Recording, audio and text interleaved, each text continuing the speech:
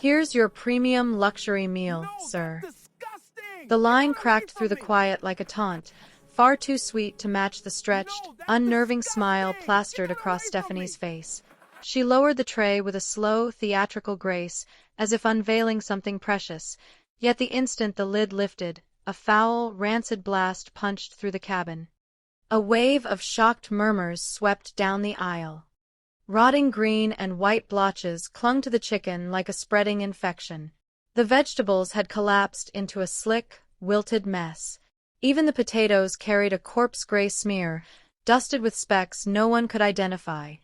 And Stephanie just stood there, smiling, expectant, hungry for a reaction. Marcus didn't give her one. His jaw locked. His breath steadied. He stared at the plate with a cold, silent disbelief that mirrored the horror building around him. Then the cabin cracked open. "What is that disgusting smell?" someone hissed. "That food is spoiled," another shouted. Stephanie spun so sharply her hair whipped over her shoulder. "Everyone stay out of this. He's the issue, he is." Her voice sliced through the air, trembling yet loud enough to whip the cabin into confusion. Before anyone could answer, she bolted toward the cockpit, nearly stumbling in her panic. A heartbeat later, her scream exploded through the space. "Get him off this plane right now." The plane erupted. A child wailed. Dozens of phones shot up, recording instinctively. Stephanie stood trembling near the cockpit door, pointing at Marcus as if he were a threat waiting to detonate, her voice splintering with a terror that hadn't existed moments earlier. "He threatened me," she cried. "He refused instructions. He scared me." "That's not true," a woman yelled, camera raised high. "I've got everything on video." The murmurs transformed into chaos, voices clashing, passengers standing, confusion rippling like shockwaves. Anger, fear, disbelief, all of it filled the air at once. The intercom crackled, the captain's voice taut. "Ladies and gentlemen, we may need to divert due to a disruptive passenger." The cabin exploded into shouts. "He didn't do anything. She's lying. Review the recording." But Marcus didn't move, didn't speak, didn't break. The rotting tray beside him sat like an accusation no one could unsee. A soft jolt rolled through the aircraft as the cabin door opened at the Kansas City gate. Shadows of airport police filled the doorway, their presence swallowing the last fragments of sound. Silence fell like a curtain. The officers entered slowly, scanning every face, every row. Their gaze slid past frantic passengers, past the trembling flight attendant, and finally locked onto Marcus in seat 2A. A collective inhale raked through the cabin. One officer stepped forward, lifted a hand, and pointed. But not at the man anyone expected. For a suspended heartbeat, caught between accusation and truth, the entire plane seemed frozen in place. To understand how Marcus Ellington found himself seconds from being unjustly dragged off the airplane, we need to return to where it all started. Before we proceed, please take a moment to like, subscribe, and comment where you're watching from to support this channel growth. It's just a push of a button to you, but it means the world to me. Thank you. Now let's get into it. Marcus Ellington didn't move at first. The memory of the officers stepping into the cabin still echoed in his chest like a slow, fading thunder. But now, rewinding the story to where everything truly began, he was just another traveler weaving through the endless current of bodies inside LAX. No one looked twice at him, and that was exactly how he liked it. To the world, Marcus was the quiet man in a navy hoodie, rolling a scuffed carry-on past the familiar mosaic of airport chaos. A Starbucks line curved like a coiled snake toward Gate 72, families argued over chargers, TSA officers barked reminders about liquids and laptops. But behind that unassuming profile was the majority owner of AeroBlue Airlines, one of the fastest-growing carriers in the country. Most executives announced their presence. Marcus did everything in his power to disappear. Because if there was one thing he learned from running an airline, it was this: you can only understand service when you experience it the way regular people do.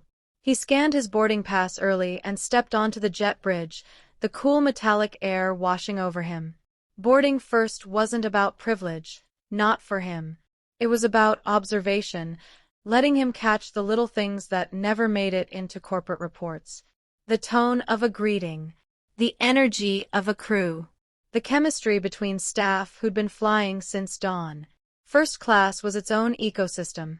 Designer luggage, quiet murmurs about investment portfolios, a soft aroma of eucalyptus from someone's travel pillow. Marcus blended in seamlessly, taking his seat without drawing attention. He stored his bag, fastened his belt, and made mental notes the way a musician listens for tuning inconsistencies. And then he saw her. Stephanie, the lead flight attendant, strode down the aisle with the brittle energy of someone held together by caffeine and resentment. Her smile flickered on and off like a malfunctioning neon sign. Passengers ahead of Marcus received crisp, professional greetings. But when she reached his row, something shifted. Her posture stiffened. Her tone cooled. The politeness slipped just enough to be noticeable. "Seatbelt fastened?" she asked, not looking directly at him. It wasn't hostile, but it wasn't welcoming either. A microfraction of a second where judgment replaced hospitality. Marcus had seen this type of selective courtesy before, calculations made based on appearance, assumptions, stereotypes, or simple fatigue. It was exactly why he had installed the quality assurance camera system across the fleet last year, after a string of passenger complaints revealed inconsistencies that standard reports always failed to expose. Still, Marcus kept his demeanor calm. He wasn't here to catch anyone in a trap.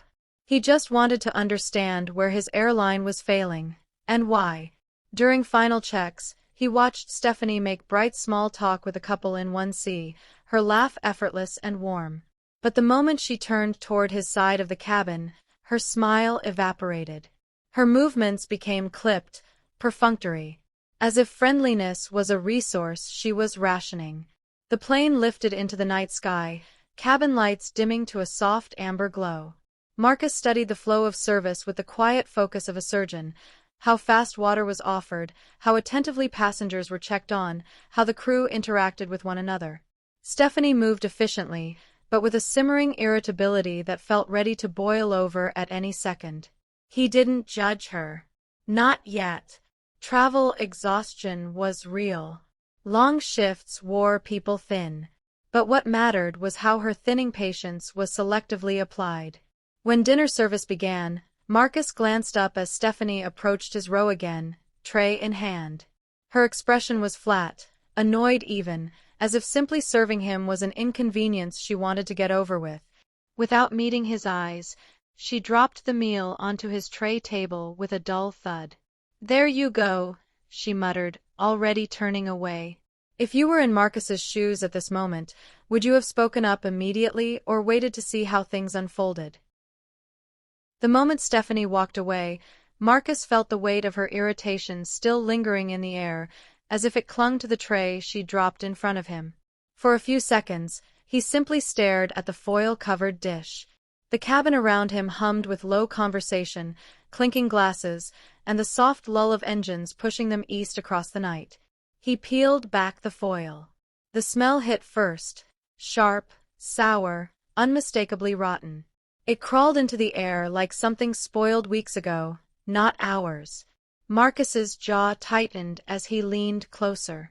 Patches of green and white mold bloomed across the chicken breast like diseased freckles. The vegetables were discolored, edges collapsed and slimy. Even the mashed potatoes had a strange gray tint, flecked with something that had no business being there.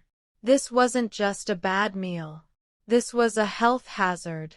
Marcus exhaled slowly. He took nothing personally, not yet. But this was not Aero Blue standards. Especially not with their recently signed partnership with Whole Foods Catering, a deal he'd personally overseen, complete with strict freshness protocols. As he lifted the edge of the tray for a closer look, the woman across the aisle wrinkled her nose. Her husband frowned. A few seats down, a man held up his own dish, perfectly plated, steaming fresh. Stephanie returned, arms crossed, eyebrows already raised as if preparing for inconvenience. "Is something wrong?" she asked flatly. Marcus angled the tray slightly so she could see. "This meal is spoiled." She didn't lean in. She didn't check. She didn't even pretend to care. Instead, she scoffed, actually scoffed, and said, "Sir, the meals are perfectly fine. Maybe you're just sensitive." A few passengers turned, their expressions sharpening. The couple across the aisle exchanged a look. Marcus kept his voice calm. "There's mold on the chicken." Stephanie rolled her eyes in full view of half the cabin. "We don't have extras. And I'm not going to argue about food odors with you. If you don't want it, just don't eat it." Her tone wasn't professional. It wasn't neutral. It was mocking. Another flight attendant, Anna, passed behind her, slowed, and glanced down. Her nose twitched. She murmured, almost under her breath but picked up by the cabin's stillness, "That actually smells off." Stephanie shot her a sharp look, a silent reprimand. Anna moved on quickly, but the damage was done. The cameras mounted discreetly near the galley caught everything: tone, expression, admission. Marcus pulled out his phone and quietly began documenting the tray. Not for retaliation, for accuracy, for accountability, for the truth. Stephanie noticed, and her hostility sharpened like a blade. Every time she walked the aisle, she managed to angle her body away from him. Every request from nearby passengers was answered with grace, until Marcus's eyes drifted even an inch in her direction. Then came the sighs, the pointed refusals to engage, the subtle theatrics of annoyance performed just loudly enough for bystanders to pick up on. Passengers whispered now, not bothering to hide their reactions. "That's not right. He didn't do anything. Why is she acting like that?" Marcus stayed composed, typing quiet notes, capturing timestamps. His heartbeat stayed even, but his disappointment deepened with each passing minute. Then it happened. Stephanie paused halfway down the aisle, glanced sharply back at Marcus, her expression tight, calculated, then pivoted and strode briskly toward the cockpit, pushing the galley curtain aside with more force than necessary. Something was about to escalate. Have you ever encountered customer service so unfair that you questioned whether to speak up or stay silent? What did you do? Stephanie's footsteps vanished behind the cockpit door, but the energy she left behind was sharp enough to cut the air. Marcus watched the curtain settle, feeling the shift ripple through the cabin like an unseen current. Passengers exchanged uneasy glances. Someone whispered, "She's going to report him for something." You can tell. Inside the cockpit, the tension was already high. Cloud layers over the Midwest were thickening, and the storm system ahead had every controller on edge. The captain, exhausted from back-to-back delays, looked up when Stephanie barged in. "She's upset?" the first officer asked quietly. Stephanie didn't answer him. She faced the captain directly, breathing fast, eyes glossy with exaggerated indignation. "Captain, I need to report a passenger in 2A, she said, voice trembling just enough to sound believable. "He's being aggressive, confrontational."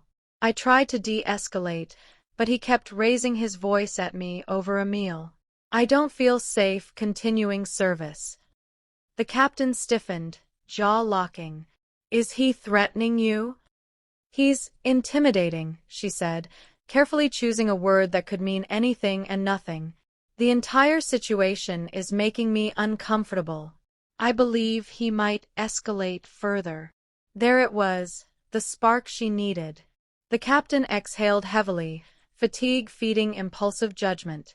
"All right. If he becomes a threat, we divert to Denver.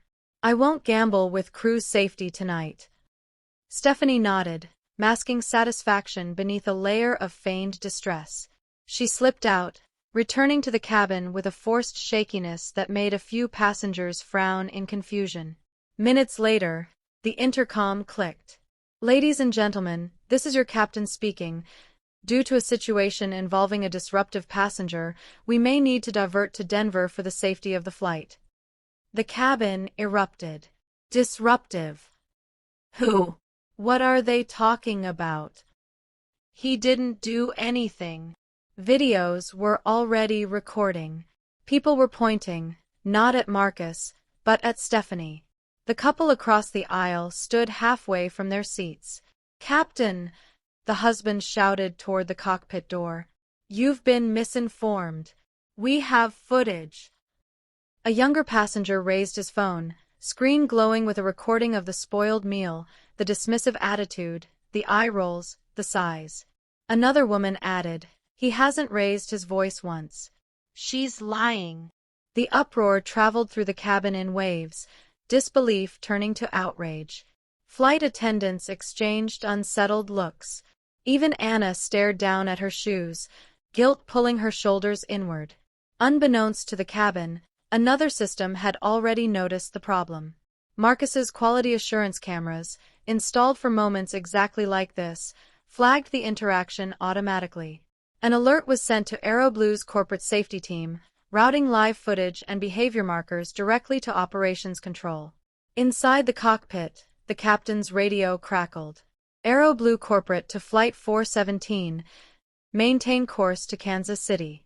Do not divert. Repeat, do not divert. Additional review in progress. Proceed with standard approach." The captain blinked. "Corporate is watching this?" The first officer answered for him. "QA must have triggered."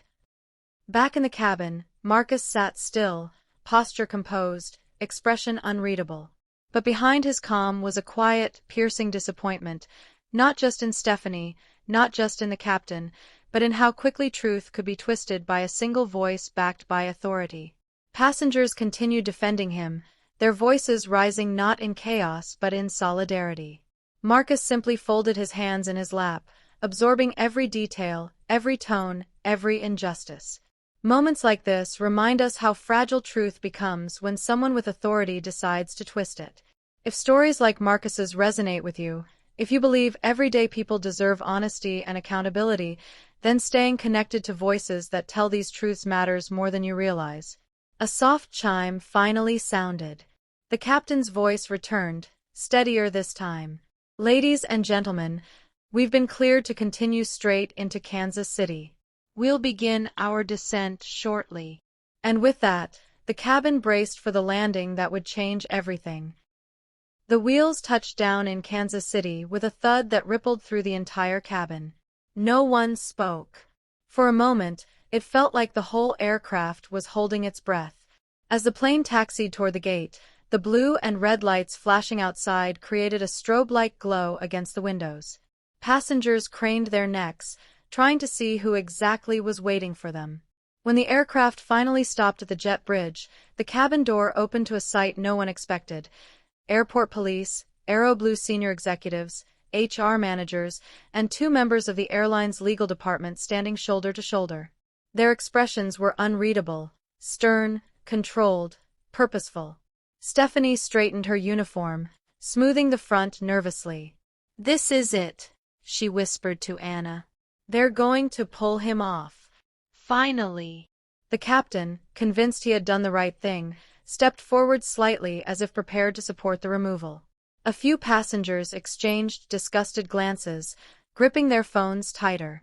The couple across from Marcus whispered prayers under their breath. Then the lead executive, a tall man with a navy blazer and an ID badge that read Graham Sutter, VP of Operations, stepped inside the cabin. He didn't look at Marcus. He didn't even look toward first class initially. He simply said, "Captain, first class crew, please step into the jet bridge. Now." The shift was immediate and electric.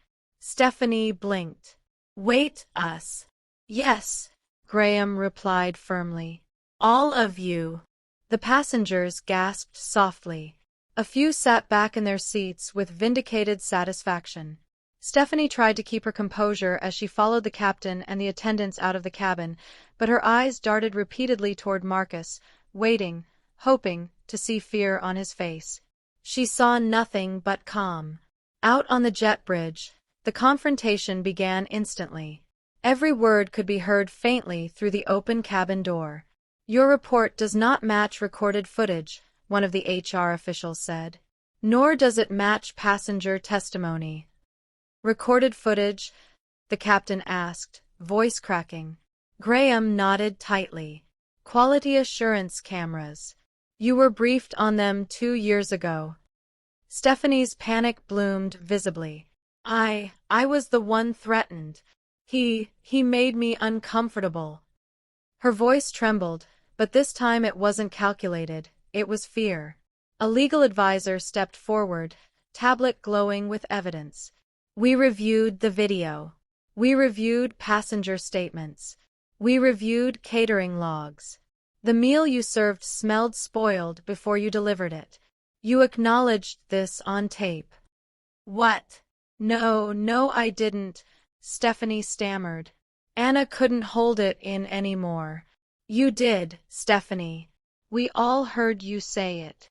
The cabin door framed the scene, Stephanie collapsing into denial, then disbelief, and finally the crushing realization.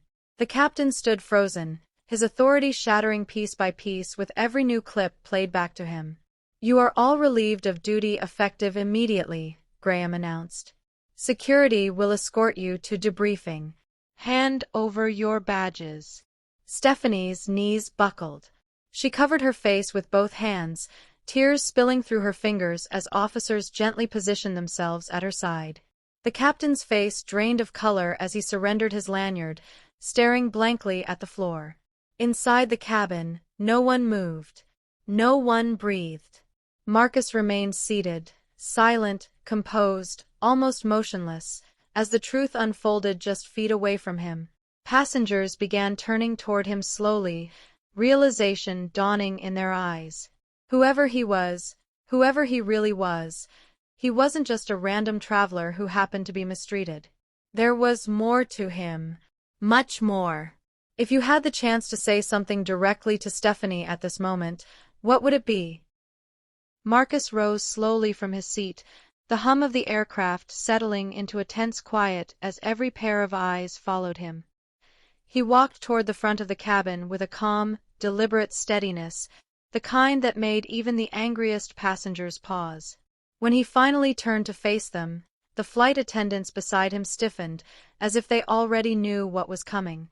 "My name is Marcus Hale," he began, voice clear, carrying through the cabin without effort. "And I'm not just another passenger.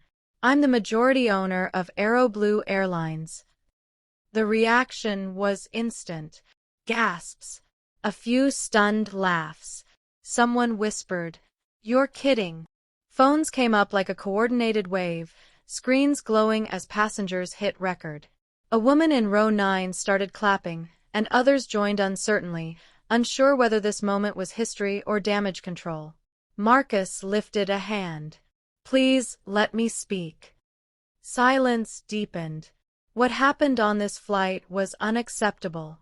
No passenger should ever be mocked, dismissed, or threatened with falsified reports. Not on my airline. Not anywhere. His jaw tightened for a moment, the emotion real and visible. "I take responsibility for the culture that allowed this, and I promise you, this ends today." Murmurs rippled through the cabin, a release of tension and disbelief. "Effective immediately," Marcus continued, "every passenger on this flight will receive a full refund. In addition, you'll all receive $8,000 in travel credits with no blackout dates and automatic extended elite status through next year. Consider it a small acknowledgement of the wrongs done here." A loud cheer erupted. Even passengers who had been silent until now couldn't help it. Relief, vindication, and sheer shock blended into applause that filled the plane. 2 executives stood behind Marcus, stern, shaken, and clearly aware of the weight of their presence. Marcus gestured toward them. These leaders will oversee disciplinary actions for the staff involved today and initiate urgent structural changes within AeroBlue. This includes ethics retraining, new reporting systems, independent oversight, and stronger passenger protection protocols. This isn't a PR stunt. It's a reckoning. The executives nodded, confirming his words. A flight attendant who had earlier looked smug now stared at the floor, trembling. Within hours, a short clip recorded by a college student in seat 14A hit TikTok. In the video, Marcus introduced himself, apologized, and laid out the reforms with unwavering composure. By the time the plane landed, the clip had over 3 million views. By midnight, it had crossed 10 million. National outlets pounced. CNN aired a segment titled "Airline Owner Confronts His Own Staff Mid-Flight." The Boston Globe ran a detailed piece on workplace accountability. Comment sections exploded with debates about bias, customer rights, and whether more industries needed a Marcus of their own. Then came the FAA. An investigation opened within 48 hours, zeroing in on falsified crew reports, intimidation of passengers, and improper internal procedures. Subpoenas followed. Policies that had survived untouched for decades were suddenly under federal scrutiny. 6 months later, AeroBlue was unrecognizable, in the best possible way. New leadership, transparent reporting frameworks, revamped staff training, and passenger-first protocols reshaped the airline from the inside out. Travel magazines ranked it the top-rated U.S. airline. Customer satisfaction soared. Even frequent flyer forums, usually cynical, praised the transformation. On a quiet evening, Marcus sat in his office overlooking the runway as another AeroBlue jet ascended into a fading sunset. One moldy meal, he thought. One moment of negligence. That was all it took to ignite a nationwide conversation and force an entire industry to confront the cracks it had ignored for too long. He exhaled, steady and contemplative. If you were standing in Marcus's place at the end of this journey, what would you have done differently, if anything? Thanks for watching until the end. I put hours of work into crafting every story, writing, researching, and building every twist, just for you. If you enjoyed it, the best way to show it is by hitting like, subscribing, and leaving a comment. Every click tells me my hard work mattered. It may seem small to you, but to me it means everything.